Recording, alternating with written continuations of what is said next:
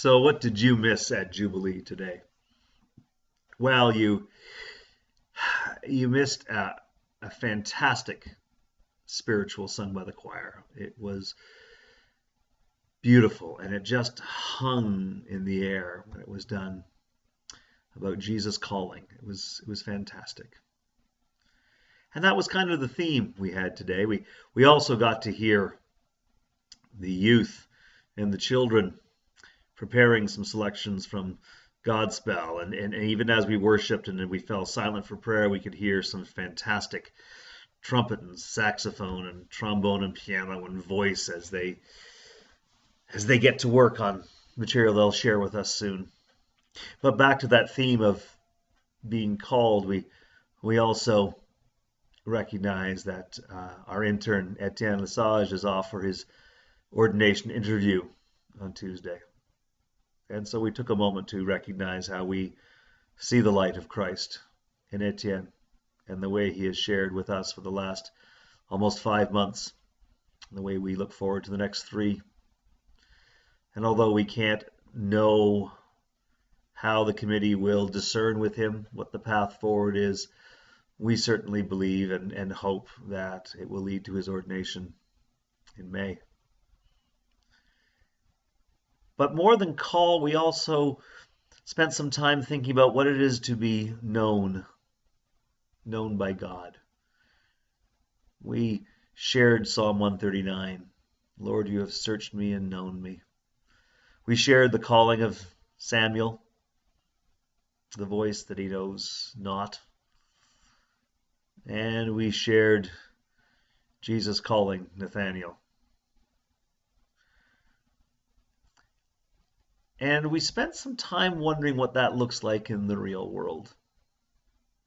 What it's like to feel undervalued or worthless, and to discover that you in fact are loved, that you do belong, and there's a place for you. What it's like to have different challenges and different skills that don't always fit in with everybody else, and the joy that comes when you recognize that you are loved for who you are, that your gifts, although maybe not the same as everyone else's gifts, are needed and wanted and welcomed. We wondered what it was like to be called, and how call takes time. It tends to be more of a nudge than a thump. And bit by bit, we find ourselves drawn to something other than we're doing. And so eventually we recognize the call and wonder what took us so long. And sometimes we find ourselves called to that which makes no sense. Sometimes we feel called to a church when the world goes, what's going on with churches anyway? Can anything good come out of Nazareth? Can anything good come out of the church? After all, I hear it's dying, or I hear it is narrow-minded. I hear that it's anti-science, anti-gay, anti-Muslim, anti-anything. But in fact, when we open ourselves up to each other, we discover that true Christian faith is not anti. It's opening, it's connecting, it's respecting all of creation. Gay and straight and Muslim and Hindu and Buddhist and Jewish and agnostic and atheist and anything, Wiccan, anything we can imagine.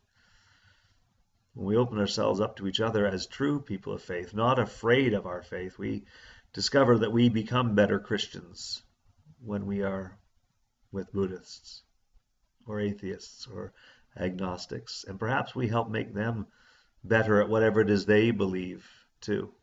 Yeah, even atheists. We can together